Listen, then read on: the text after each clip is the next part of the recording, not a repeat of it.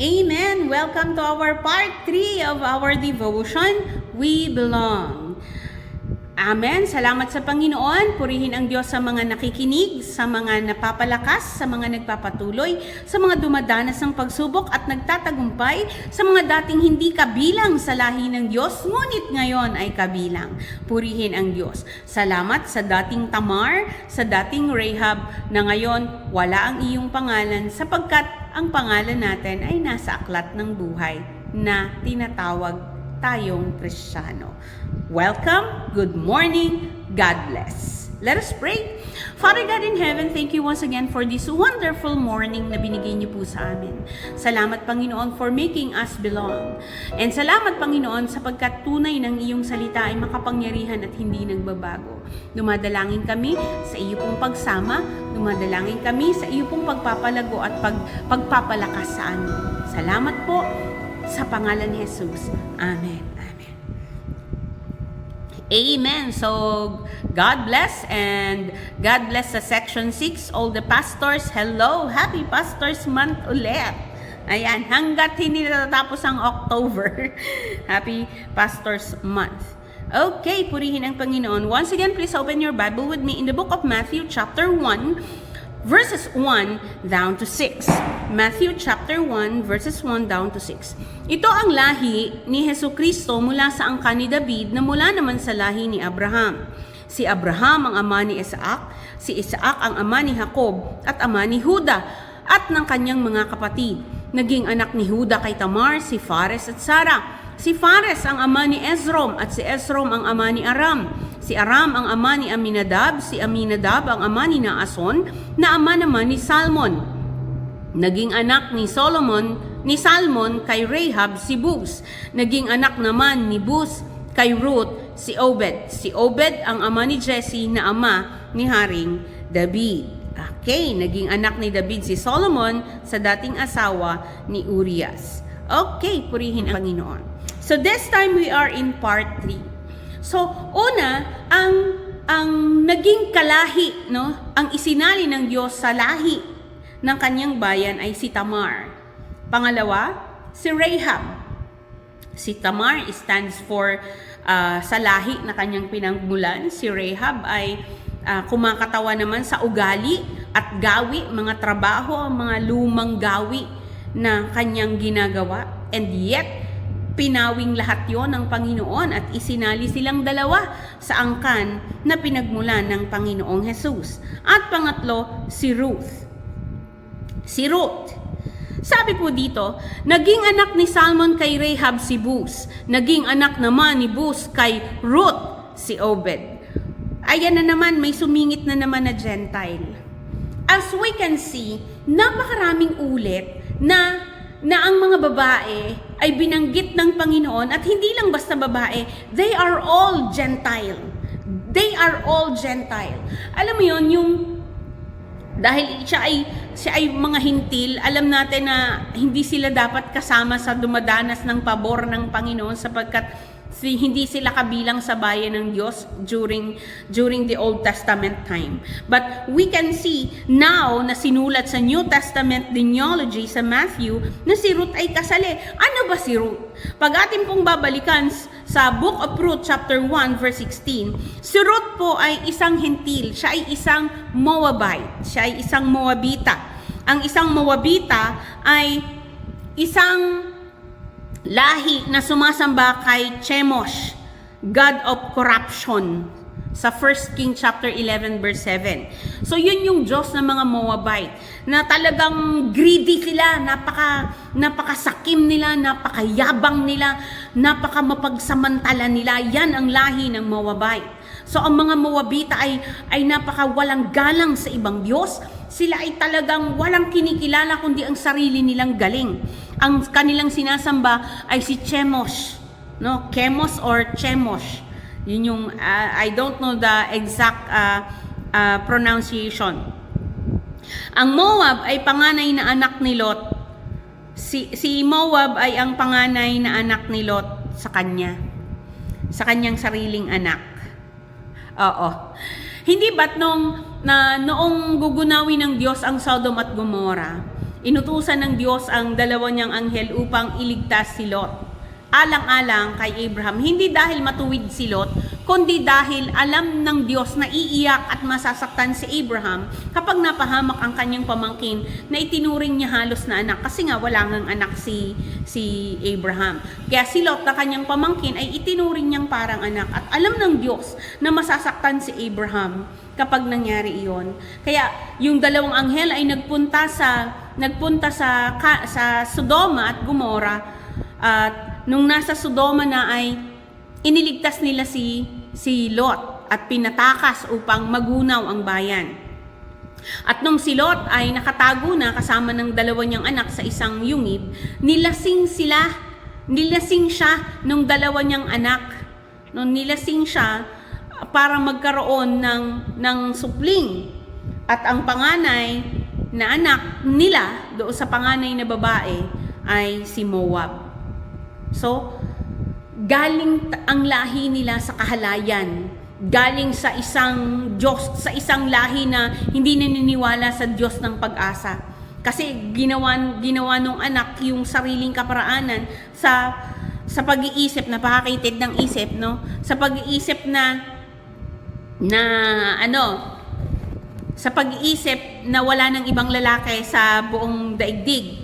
Hindi niya naalaala na meron siyang lolo Abraham na madaming lalaki na alipin, at naisipan niyang sipingan ang sarili niyang ama. So, yung bunga ng kahalayan na iyon ay si Moab, at naging isang bayan ng mga Moabita. Sila yung mga tao na kalaban talaga ng lahi ng Diyos. As in, kalaban. Pero, pinili ng Diyos na isali si Ruth. No? Pinili ng Diyos na isali si Ruth sa genealogy ng Panginoong Hesus, sa pinanggalingan ng Panginoong Hesus. Why? Kahit iba ang kanyang Diyos, kahit kinasusuklaman ang kanyang lahi. So si Ruth stands for religion. Mas pinili ni Ruth ang Diyos ni Noemi. Kung ating babalikan yung kwento ni Ruth, si Noemi ay isang Israelita na umalis sa kanilang lugar at nakipamayan sa Moab, no? At nakipamayan sa mga taga-Moabita, ang mga Moabita. Ano ba yan? Nabubulol na po ako, pasensya na. At doon nakapag-asawa ang kanyang mga anak. At dahil sa kagutuman at hirap ng buhay, ay namatay yung mga lalaki sa kanilang mga buhay. Nabalo si Noemi, nabalo si Ruth, at yung isa pa niyang manugang, nakalimutan ko na yung pangalan. So, nabalo. So, tatlo na silang girl. Nung nabalitaan nila na pinagpapala na uli ang Israel, ang sabi ni Noemi, uuwi na tayo sa amin.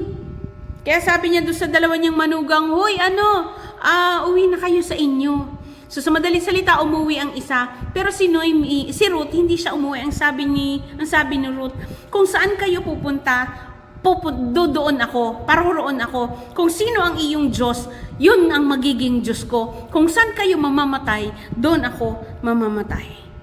Just imagine, ang isang babaeng lumaki sa mundo ng kasinungalingan, ng isang Diyos na malupit, ng isang Diyos na nakorap, ng isang lipunan na ang pinananampalatayanan ay isang Diyos na dapat ay kamkam ng kamkam para hindi ka maghirap. Napaka-greedy nung kapaligiran.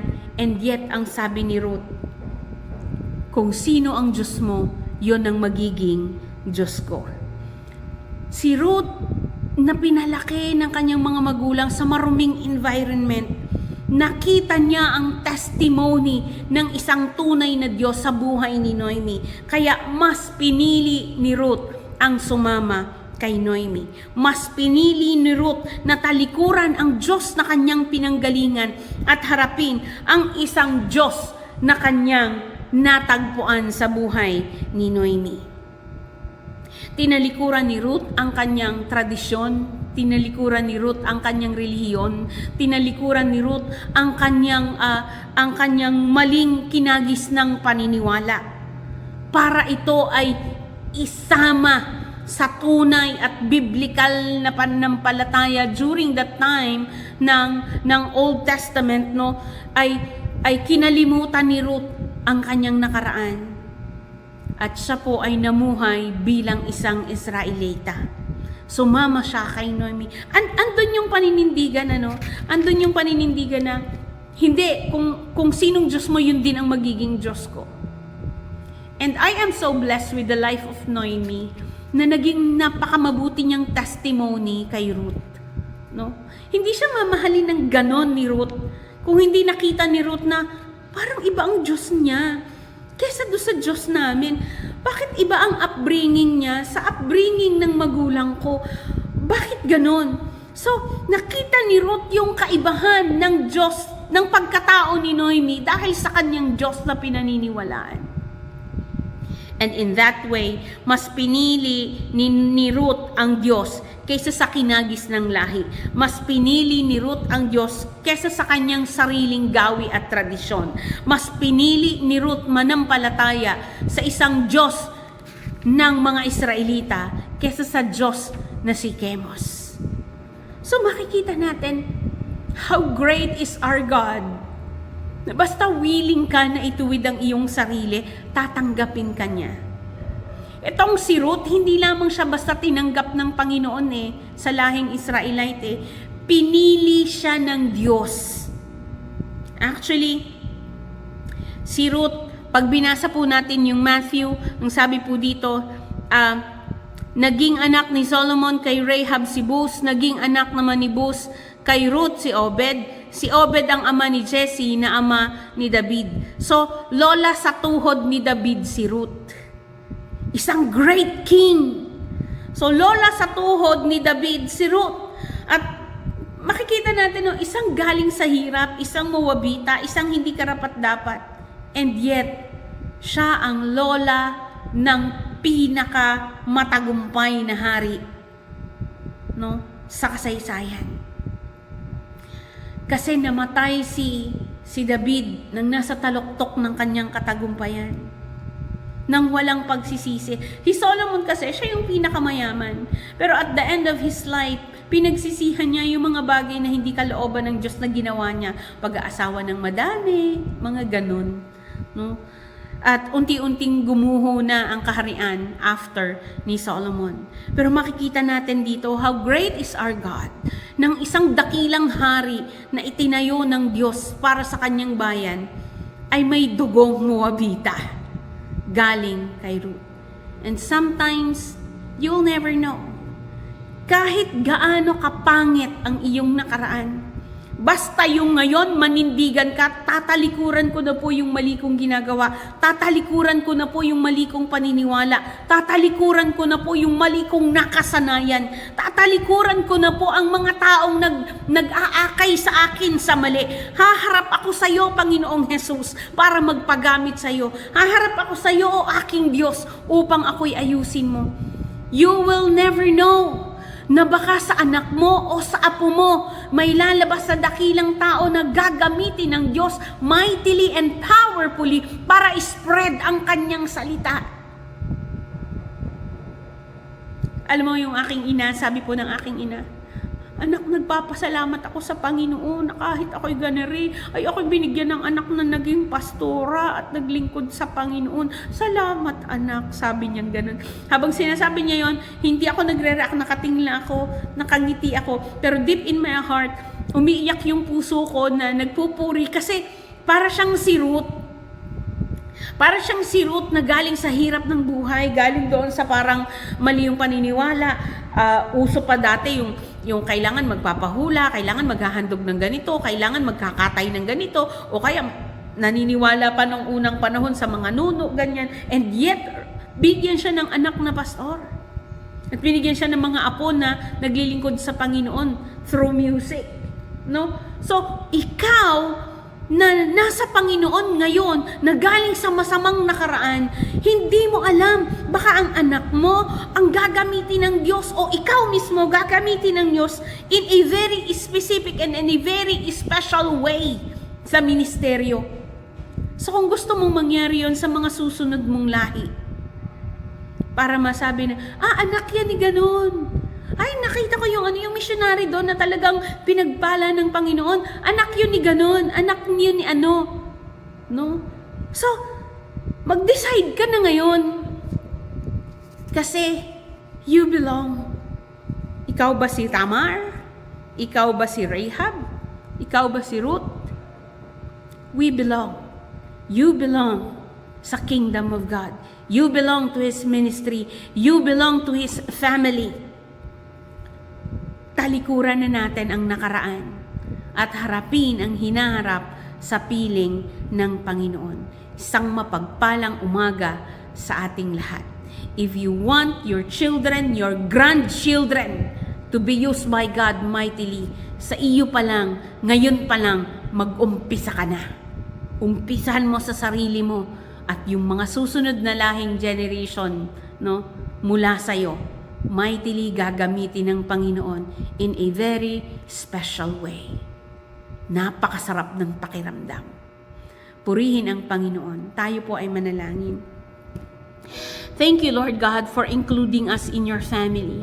Thank you, Lord God, na ikaw ang aming Diyos. Thank you, Lord God, sa paglimot sa aming nakaraan. At salamat sa paghahanda ng bagong kinabukasan. Salamat, Panginoon. Ngayon pa lamang, Panginoon, prepare us, O Lord God, upang magmula sa amin, maputol ang cursed.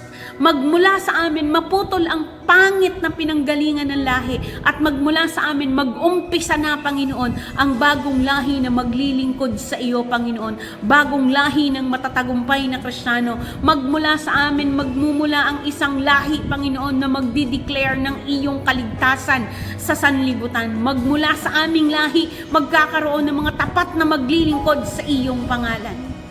We declare it, Father God, in the name of Jesus. Cover us with your holy blood upang hindi namin masira ang lahing darating.